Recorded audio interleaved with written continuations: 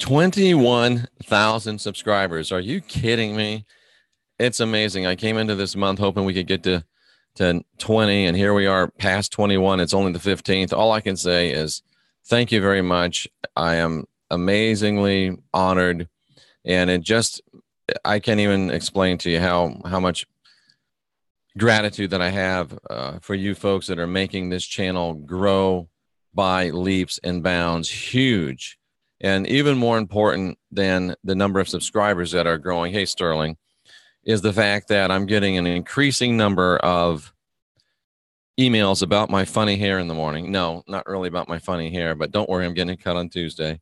But increasing numbers of emails, Rachel and Wendy and Gemma, about how this information is changing people's lives. Hello, Topper. And more testimonials. And I really believe we're just getting started. So thank you so much as we blaze across 21,000. And I don't know, there's just a little birdie somewhere telling me that by the time October strikes, we could be at 25,000.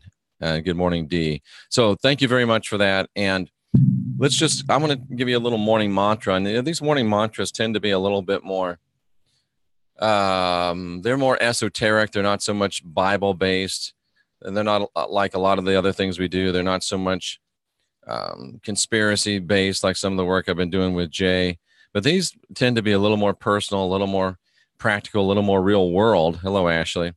And they are actually a little more personal. I don't know if you've noticed that or not, but many of them are drawn from events in my personal life. But anyway, as I finally get into it after 2 minutes, one of my dear friends is a flight attendant, and in having conversations with her over the past number of weeks, I began to think about having your baggage safely stowed in the overhead compartment. And I've always used that as kind of a personal joke or a personal pat on my back for having done my work. Archon and Buster, nice to see you. Having done my work, and you know, the old saying is we all have baggage, but at least mine is safely stowed in the overhead compartment. And I've always thought of that as an accomplishment. I always thought of that as really great. Hello, Mary Minshall. Nice to meet you for the first time, it looks like. And I've always kind of patted myself on the back for that. And I think a lot of us have. Oh, yeah, you know, hi, Tammy. Michelle's opinion. We all have baggage, but at least it's stowed in the overhead compartment. Is that a cop-out? And let me ask you, hello, Shane, and let me tell you what I mean by that. Good morning, Roger. As long as your baggage is stowed in the overhead compartment, it's out of sight, it's out of mind. But as my flight attendant friend would tell me, and as you've heard every time you've been on a plane, when you get off the plane and it's time to deplane and go somewhere else, they always warn you that some shifting of contents may have occurred during the flight. And I've actually watched people open up those bins and get hit in the face by luggage, like a 2x4 coming through a plate glass window. So that just makes me wonder, as long as we've got baggage, even if it's stowed in the overhead compartment, is it really safely stowed, or is it just out of sight, out of mind? Good morning, Patrick and Lisa and Jennifer and Love Matters. What I've been motivated over the past few weeks and days is to realize that if I keep that compartment full of baggage, Franklin and Gann, it's just a matter of time before I get hit between the eyes with a American tourister coming down from overhead because it shifted somewhere in flight, because we're still on a flight. We're still in motion. We're still moving. And I'm just looking back at my personal life, because 7 years ago, I safely stowed all of my baggage in the overhead compartment. It was sound. It was there. It was taken care of. It was very neat and orderly.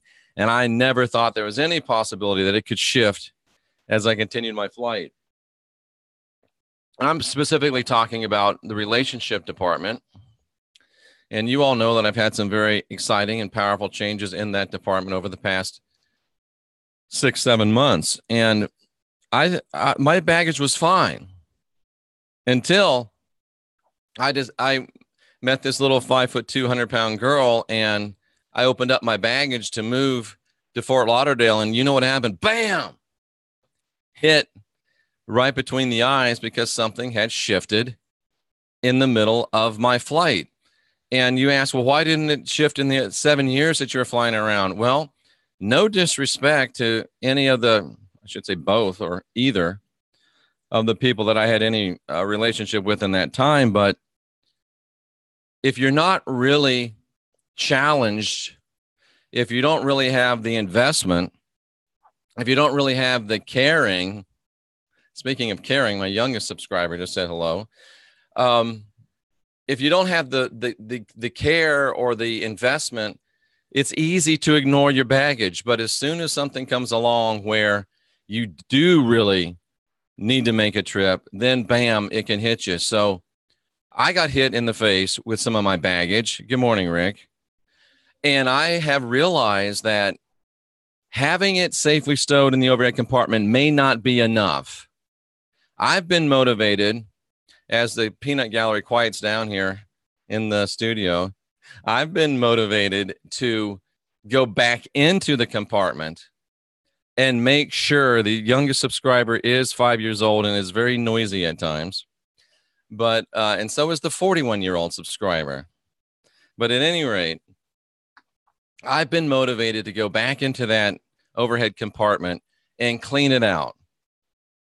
I'm asking you to consider whether or not you ought to open that overhead compartment carefully and clean out the baggage that's in it, because it might be in the overhead compartment, but is it really safely stowed, or is it just sitting there waiting to hit you between the eyes when you least expect it?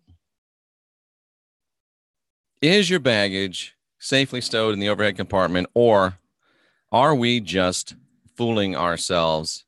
Is it an excuse not to do the rest of the work that we need to do? Maybe it's just me. I'm sure it's none of you, but maybe it's just me. But I thought I would at least share that lesson, Darla Dawn and Joseph McLoon. None your business. I thought I would just share that with you, because we are the last generation of real humans. It's time for us to get busy. And I don't think any baggage, the fifth world, is going to help us in the long run. Let's clean it out. Let's travel light. And let's get, busy. Love and light to all of you. Thank you so much for being here.